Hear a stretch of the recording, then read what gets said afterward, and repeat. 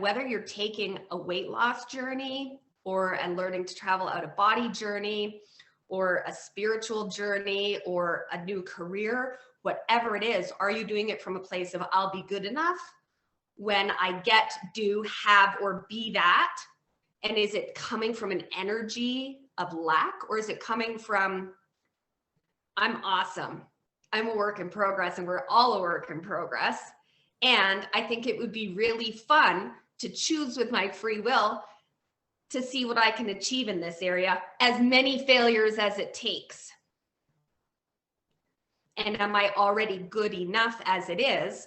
And am I accepting of where I am, with part of acceptance being accepting that some things need changing?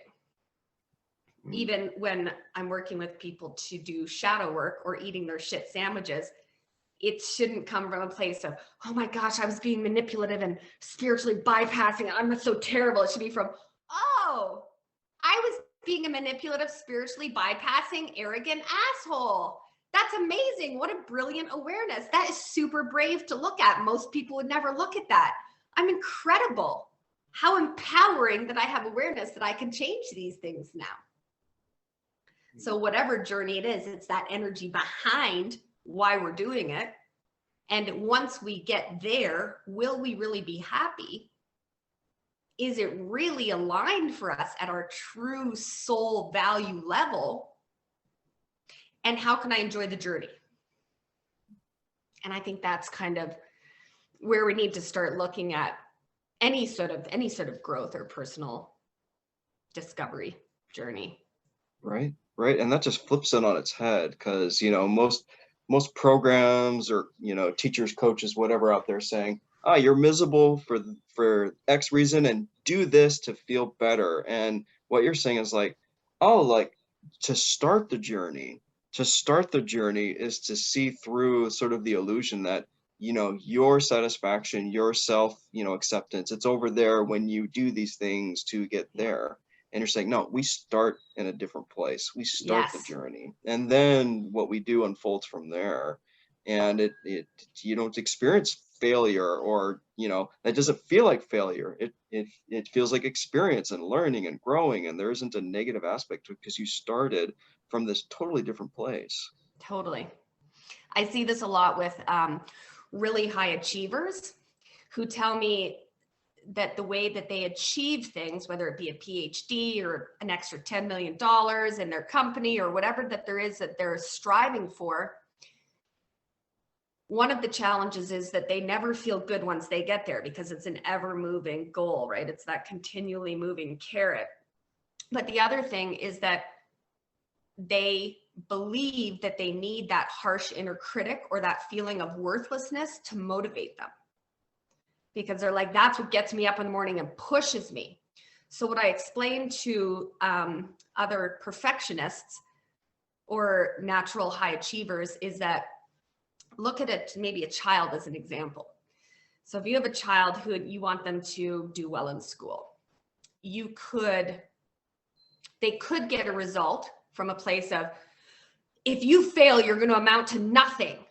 You have to do this. If you love me, you're going to get an A+. You have to get an A+. Sit down, study, do it. They might get an A+, but it's not going to feel that great. And it's not going to be very fun. Versus a child, you're like, yeah, it would be really fun to get an A. What would that look like? You're incredible. Is this a subject you're really great at? How can I support you in that? Oh, you failed 8 times? That's okay. We're going to get there together. I believe in you. So we can still get a similar result, but is it coming from that place of empowerment and self-worth and compassion, or is it coming from a place of lack? So not only, like I said, not only so that we enjoy the journey, but we recognize that the journey is the destination, because as soon as you get that degree or that $1 million or that house or whatever, there's just going to be a new thing that you want, which I don't personally think is a bad thing to desire. It's something we talk about a lot in certain spiritual models and modalities, is don't desire anything, which I've experienced that state when you're in that bliss state where you're like, I don't need anything. I could sit here and look at a blade of grass for 8 hours and be perfectly satisfied. But at the same time, if none of us ever if we never desired anything, nothing would ever change or grow. You know, if you weren't like, I desire to figure out how to make houses be heated, then I'd be pretty cold right now. Or if somebody didn't desire to push themselves to be gem cutters, I wouldn't be able to wear beautiful crystals that were handmade by people who that is their sole passion to do. If I didn't desire it, then what would be the purpose of somebody wanting to create something if nobody desired it? But are we desiring things from a place of compassion and self-worth and alignment and empowerment, or worthlessness and lack and self-deprecating negative self-talk, or I'll be good enough when? Does that make sense? Oh, sure does. You know, what's going through my head is, you know, I was at the gym yesterday, and I was on a treadmill, and there was someone else on the row of treadmills in front of me, and they were running, and I caught the back of their shirt and some text, and it said hashtag create to create. And I'm like, how wonderful is that? Like, there's something of a fractal for all of our lives, because like, oh, like the negative side of that could be like create to compensate. You know, it's like, oh, like I'm going to do this thing so that I can be or feel a certain way. And then what you're saying is like, no, like even in the self-sufficiency of our nature and bliss and goodness, we would still want to create. That is the nature of who we are deep down, is we are creators. We create to create, and part of that is desire. That's how creation starts. Like, oh, I want to do this thing, or I want to see this thing in the world, and then it blesses everyone. There's an expression of us into the world that you know makes a difference. Yeah, I agree. I love that. You nailed it. That's like a mic drop. Create to create. The end. It's true. Right. It was such a cool shirt. Figuring out what we love to create. Yeah. Right. And giving ourselves permission that, hey, maybe for this 5-year period, I love this thing. And then it no longer excited me. So then I desired to try this thing, or then I desired to try this thing. Or maybe your desire is to spend as much time at home as possible. So you don't really want to create something that has to do with the energy of money, or you don't want to spend as much focus on work. But there's some people that, like me, that I love connection and family, but I never desired to have children because I love to focus on work. And I didn't ever want a child to feel like they were a second or like a burden. So figuring out what it is that you want to create, not what you think you're supposed to do. Now, the only problem I see sometimes with that is that then, especially now when more than ever, people all over the world are having their spontaneous spiritual awakenings, might be the metaphor we use. We have a lot of people in the world who are like, I'm going to write a book and be a coach, which I understand is my own industry. Or I'm going to focus on meditating for 10 years. But I think it's also helpful that we all remember that whatever our purpose or mission is, there's lots of important, valuable ways to be of service in the world, whether it be making coffee for somebody, or being a stay-at-home dad, or being a lawyer, or doing lawyer things for 10 years and then doing other things. Or I think there's value and spiritual practice in literally any type of experience we can have, if it's fun for us. Yeah.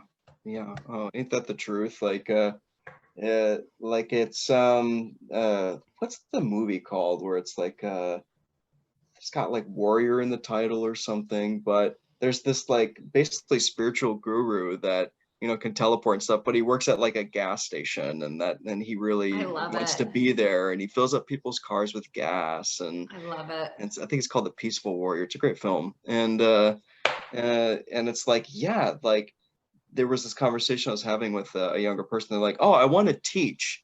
And I think we all have something to teach. I think we should open our mouths. And so what was coming through for me for this person was like, continue to just be in the context where you are now.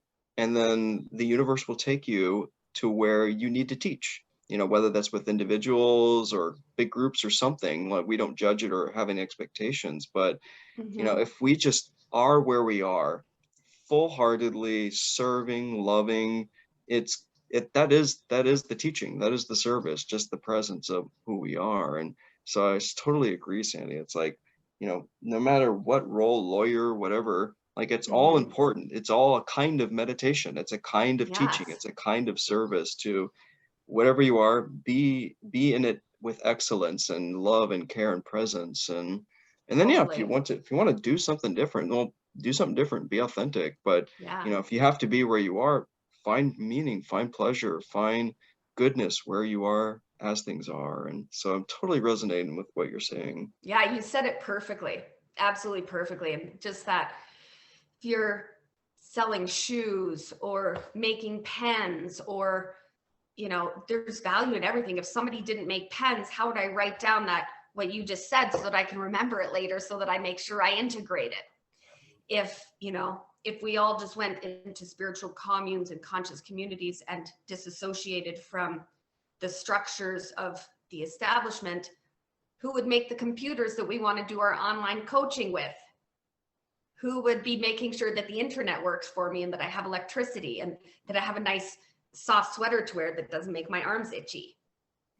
Or somebody who's experimenting making natural soap and shampoo products that don't make my skin break out in hives. Or there's really value in any type of a human experience. When I work with a lot of sort of high performers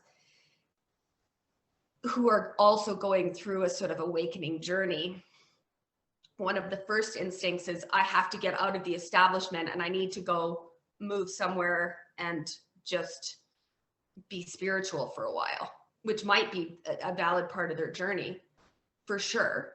And a perspective I offer them is that you don't have to detach from things that you see as unconscious.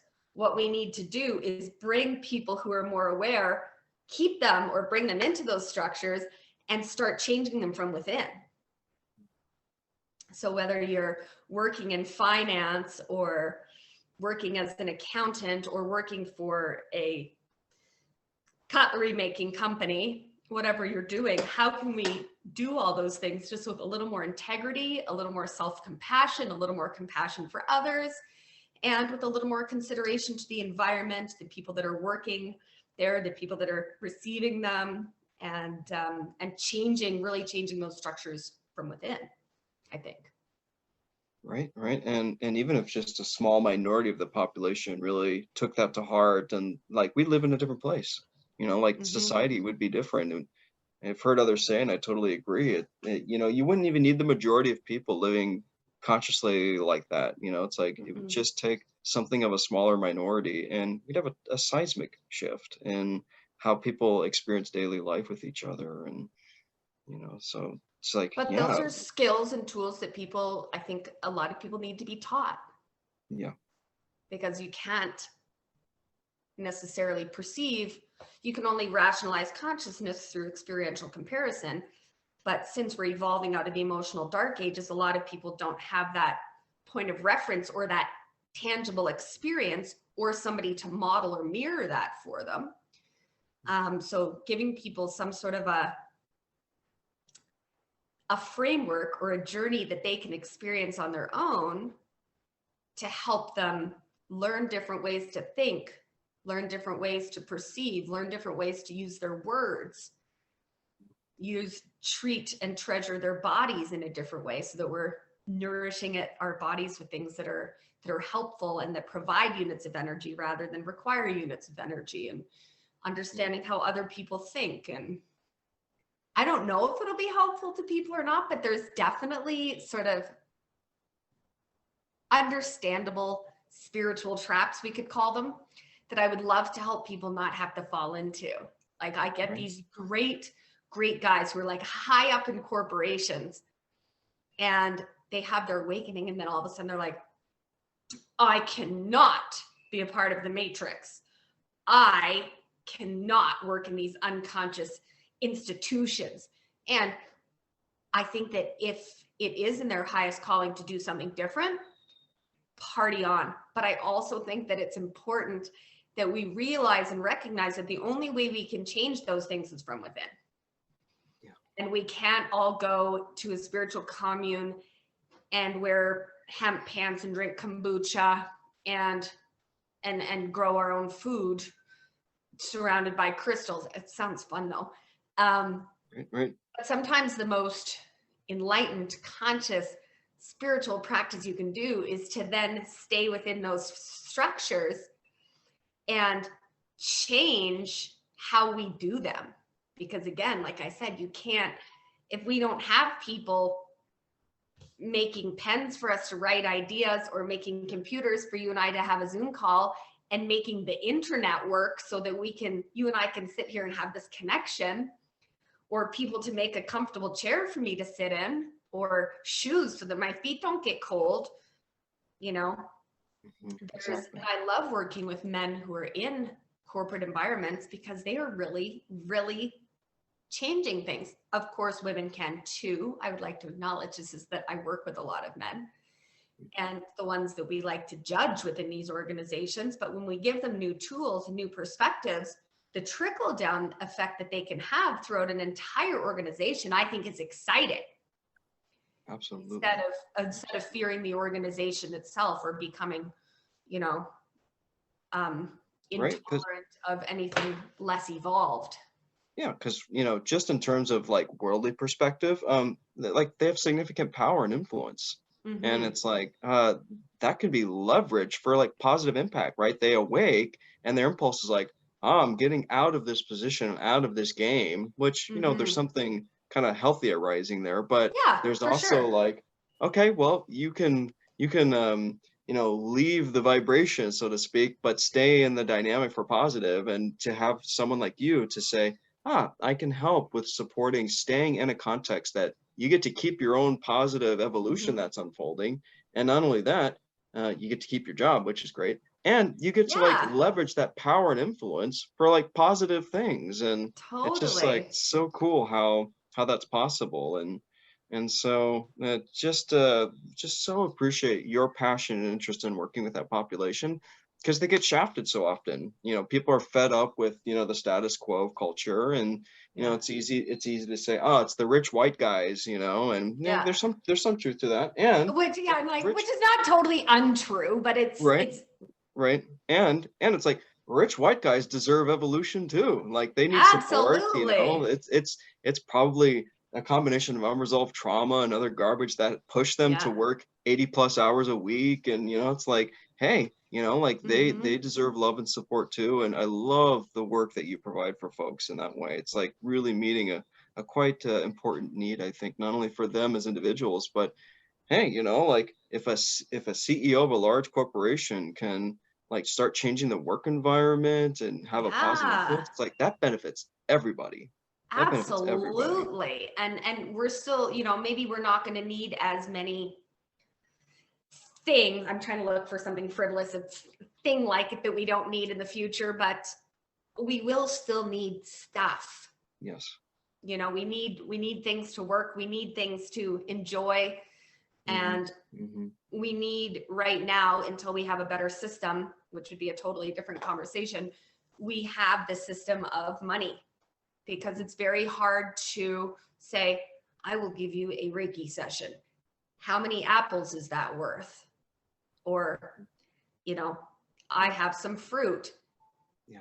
How much gasoline is that worth so that I can drive my child to school? Or, we need some sort of a system in place. And right now, the more we can impact the systems we have while we look at what might or might not need changing, I think can be the fastest way for us to contribute to the evolutionary direction of the human species. And we're seeing evidence of it already in conscious leadership, and things that were allowed when I worked in corporate jobs would never fly now, would never fly.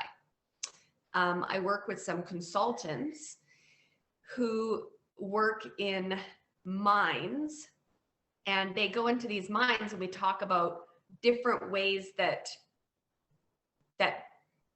society is changing and culture within corporations and work environments is changing. So they've got minors in a certain mine who are giving each other hard helmet stickers saying like, hey, I appreciate your punctuality, or hey, I appreciate your communication skills. And they're like positively reinforcing each other. And I worked with a consultant who was like, this is never going to work. This is ridiculous. Men don't want this shit, basically. And they love it. Right. They love it. Mm-hmm. I think men want to learn a different way. It doesn't feel good to be connected from your emotional it feels good to be connected to your emotional navigation system. It doesn't feel good to be disconnected from your emotional navigation system, because then, like we talked about, you're creating and striving from a place of power, a place of disempower, which would be control and fear and lack, and I have to be the better than, rather than from sort of a more collaborative, less stressful, more energizing, I guess, thought process, or not thought process. What's the word I'm looking for? Like energetic alignment. But I've said this to you before, we cut men's emotional legs off in childhood, and they're like, well, why can't you walk up the stairs? What's wrong with you? You're terrible. You're bad. We're taking over. You're failed. You've done a terrible job. Instead of saying, what was the cause of things to go a little bit in a direction that we no longer prefer, and how do we fix it together?